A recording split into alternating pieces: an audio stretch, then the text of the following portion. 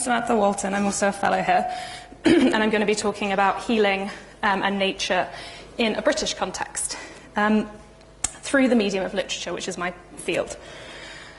So in the last 15 years, a new kind of nature memoir has come to prominence in the UK. Traditional nature writing has always dramatised the involvement of the writer in the landscapes and the species that they observe. But this new subgenre focuses more closely on the psychological dimensions of nature engagement. I call this genre within a genre eco-recovery memoir. In eco-recovery memoir, authors explore how the experience of mental illness is shaped or improved by spending time out of doors.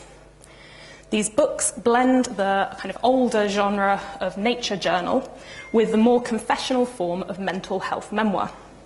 They have proved to be wildly popular, satisfying a publishing vogue for writing about the natural world, and also a demand for more candid writing about personal experience and misunderstood conditions.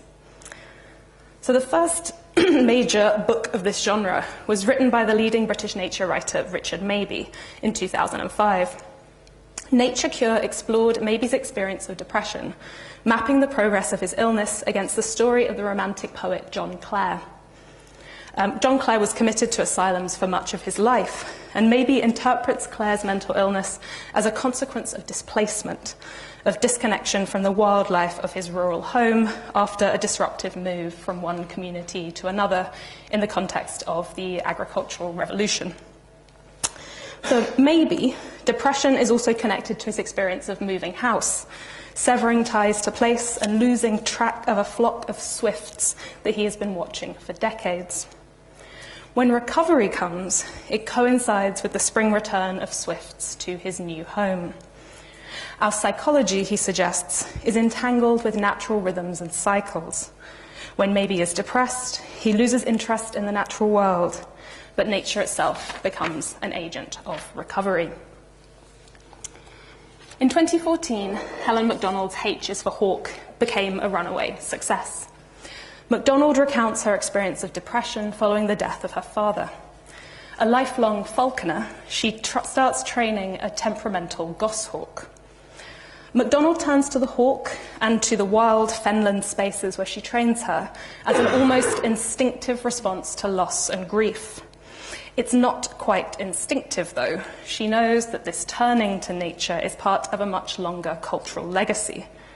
She writes, "Those books about people running to the wild to escape their grief and sorrow are part of a much older story, so old its shape is as unconscious and invisible as breathing."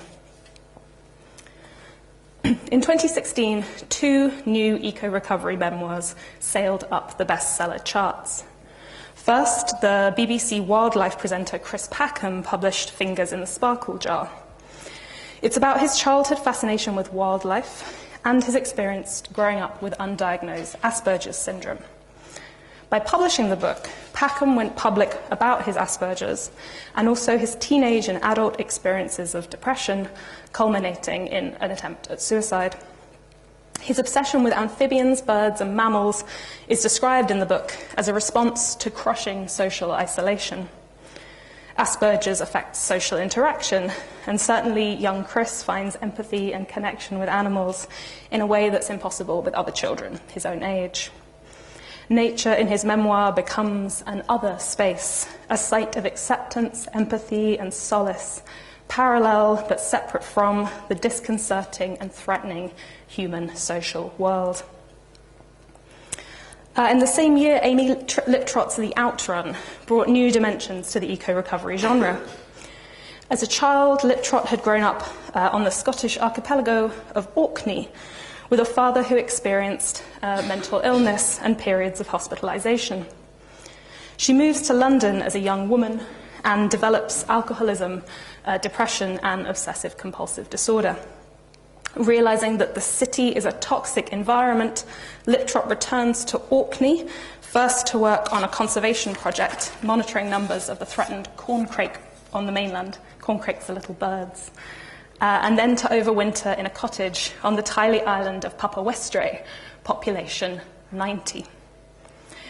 She swaps nights of partying and drinking with hours driving around the islands, listening out for the call of birds. She goes wild swimming in Orkney's freezing seas, watching for passing whales. Through bodily absorption in water and place, she achieves a mindfulness that is therapeutic, soothing. She finds kind of formal meditation difficult. She writes, "I get distracted, upset, or fall asleep. So instead, I practice my own form of contemplation by walking on the hill and absorbing my surroundings. When I walk, I am soothed by being in motion. My body is occupied and my mind free." There's just another quote up there I won't have time to read, but please read it if you want to. Nature in the outrun is a transformative space. It is a site to reconfigure ourselves. Contrasting the city with the islands, she finds that nature better mirrors the ups and downs, the emotional intensities of her own inner nature. By reconnecting with the world, she discovers, we reconnect with ourselves.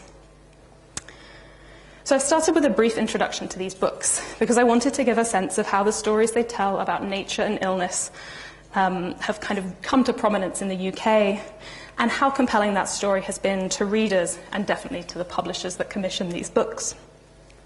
In the rest of this talk, I want to consider the immediate political and social context in which these books were published and read. At the same time as nature memoir, eco-recovery memoir, was coming to prominence in the UK, a nature and well-being movement was also gathering steam. So we know that people have been turning to nature to alter, manage, or improve their state of mind and mood for as long as we have written records. In the 2000s, new efforts were made to evidence the impact nature has on people's mental health. From 2009, UK National Lottery funding was devoted to environmental projects in England, providing outdoor therapies from kind of horticulture to parkland regeneration for people experiencing mental illness. Reports on the outcomes of these projects, the EcoMind project it was called, showed improvements in people's self-reported sense of well-being and connection to nature. Further research has suggested natural environments affect us in many ways, from improving people's levels of concentration, cutting blood cortisol levels responsible for stress, improving outlook, giving people intense experiences of kind of fascination, immersion, and absorption. Nature is also alleged to reduce worker burnout. And I really love this quote from a scientific paper. It brings about a decrease in cynicism and professional inadequacy amongst workers. So over the last decade in the UK, new policies have been proposed and measures instituted to improve well-being through access to nature. GPs in Shetland now offer natural prescriptions for people experiencing mental illness. This is an example of a leaflet you might be given if you were given a natural prescription in Shetland.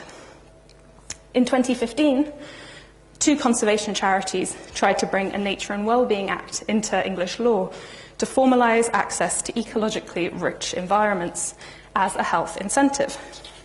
The Act was not passed. I would love to talk about that in questions. But its ambitions are now being pursued through grassroots campaigns and more diffuse kind of planning, education and health policies.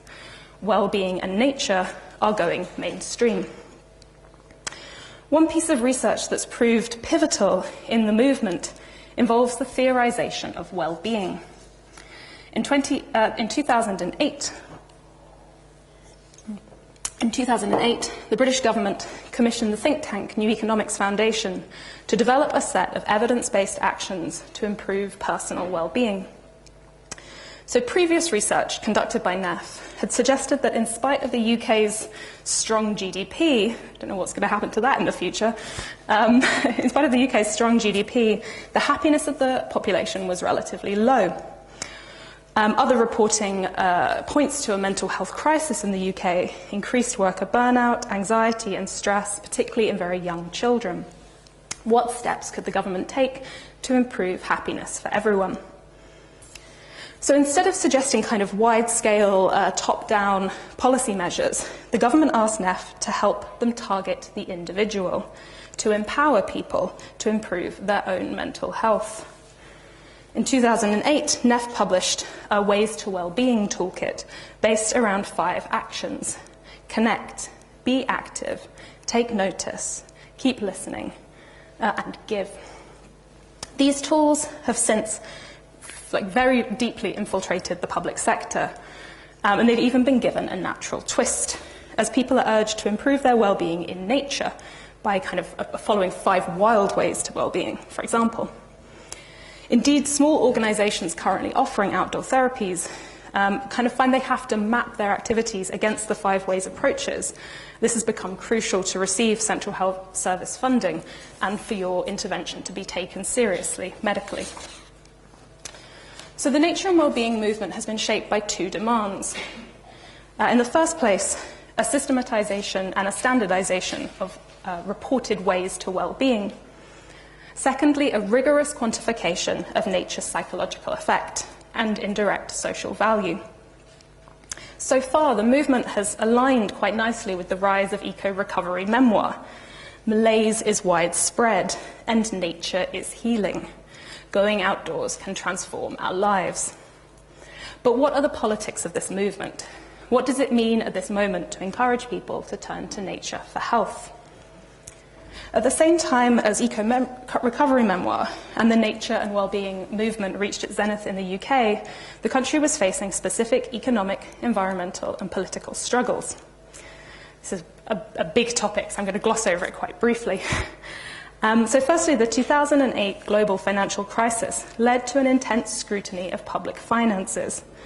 The crash happened under a centre-left Labour government who had invested extensively in public health spending and social welfare over their 10 years in office. As the 2010 general election loomed, the centre-right Conservative Party criticised Labour's social policies, blaming them for running public finances into the ground and creating a budget deficit. In 2010, a new centre-right coalition was voted into Parliament in Westminster. They would be followed by a majority Tory government in 2014. Between 2010 and the present day, Tory-led governments have led austerity measures to roll back public financing. Health services, social welfare, public spending and pensions have all been cut, with mental health services particularly badly affected. In 2018, for example, mental health services suffered cuts of £150 million in real terms. The era of austerity has been defined by a real change in social attitudes to disabled people, particularly those suffering from mental illness. People with disabilities now have to go through more complex assessments to prove that they are not fit for work, and these assessments are now contracted out to private companies. The real social impacts of these changes is still barely understood and underreported. A few things, however, can be said. Being disabled or mentally unwell under these new conditions is extremely difficult. Disability activists describe assessments as invasive, dehumanising and medically dubious.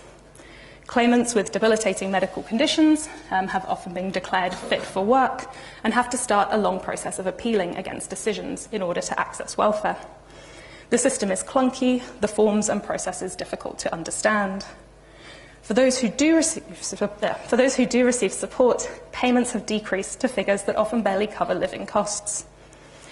In 2015, statistics revealed that over 3 years, 2,380 people died shortly after being declared fit for work, while 17,000 people died while waiting for their benefits since 2013. These are figures released this January. At the same time, the media has whipped up a frenzy of anxiety about benefit scroungers, people who are supposed to be faking ailments to play the system.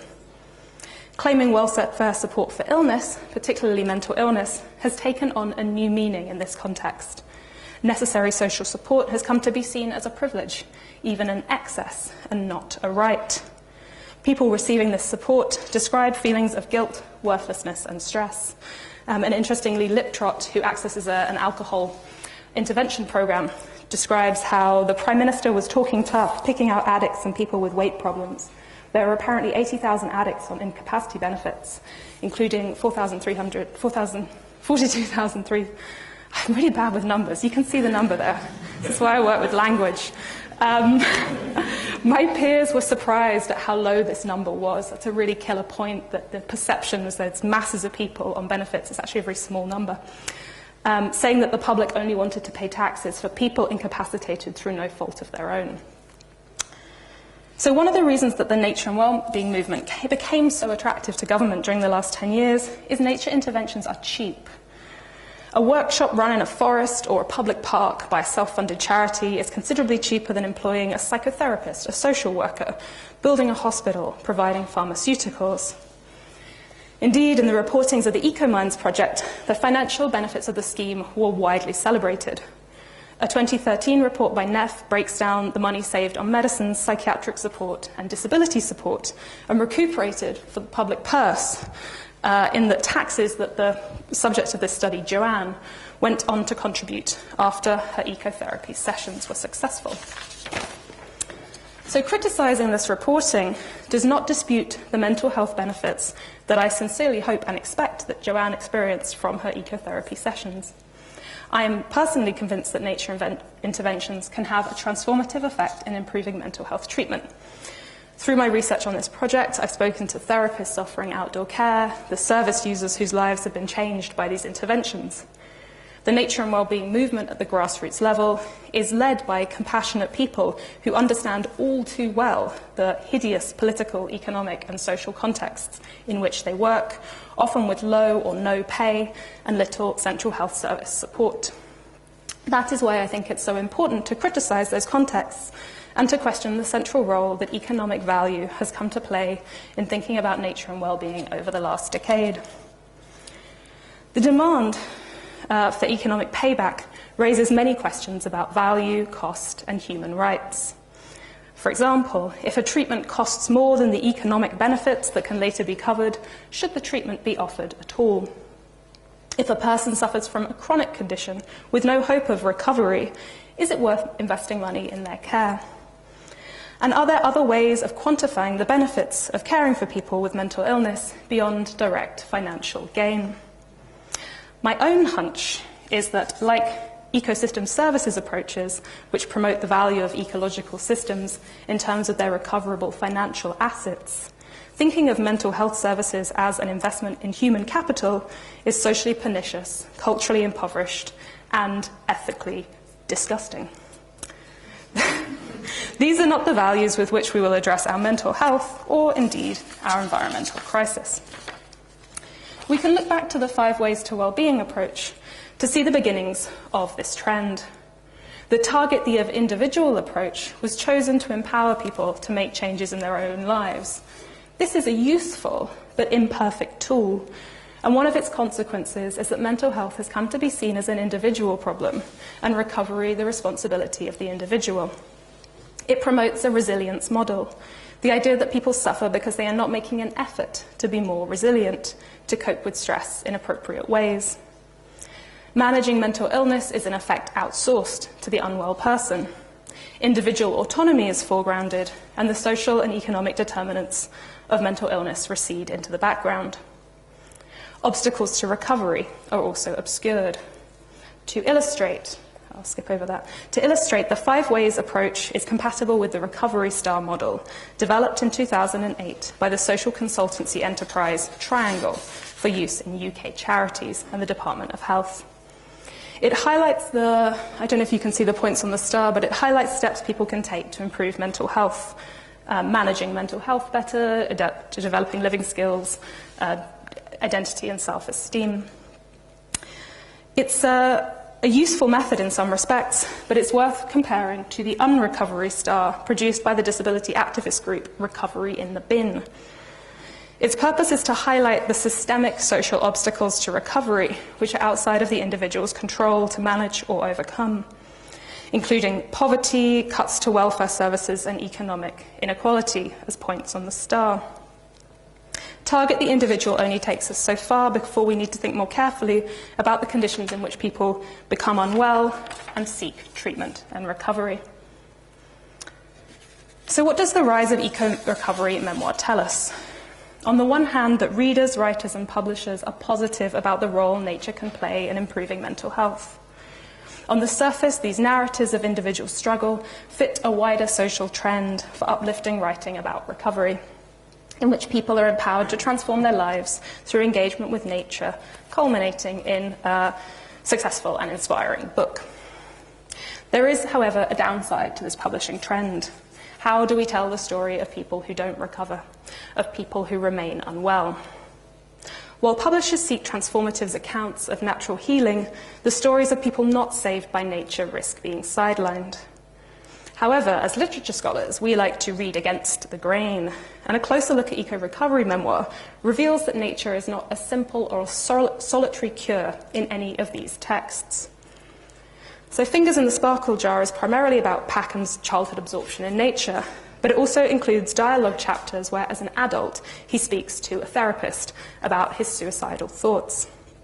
As a young boy, he turned to nature as refuge, but it was not enough to save him from crushing depression, terrible loneliness, and social exclusion. The purpose of writing the book, in fact, is to advocate for early diagnosis and support for children with Asperger's. Nature engagement was not enough to save him. A child with Asperger's will never be cured. The society that pathologizes autistic people needs to change. Like Packham, Amy Liptrot accesses formal therapy in the Outrun. In London, she gains a spot on an intensive alcohol rehabilitation program. There, she meets other addicts experiencing real poverty and complex social exclusion. The service, she writes, is under threat from the latest round of public sector cuts. To some extent, she reflects on her own privilege, and this is complex. She talks about feeling lucky and privileged to access these services. I say she shouldn't. This should be a right. She reflects on her own privilege in being able to return to Orkney to find work with the RSPB. Less obvious is the fact that she receives a writer's grant from the arts organisation Creative Scotland so that she can live on Papa Westray and complete her eco-recovery memoir. Finding stability for her is a complex process involving nature, the island community, improved economic and professional status, and outlets for creative reflection. These opportunities are evidently not available to other people seeking support for addiction in a dwindling state, where Arts Council funding is also being cut. Helen Mcdonald is always ambivalent about the role of nature in her healing process. To break in a hawk, you have to isolate yourself, staying awake and essentially abusing the hawk until its wildness is tamed.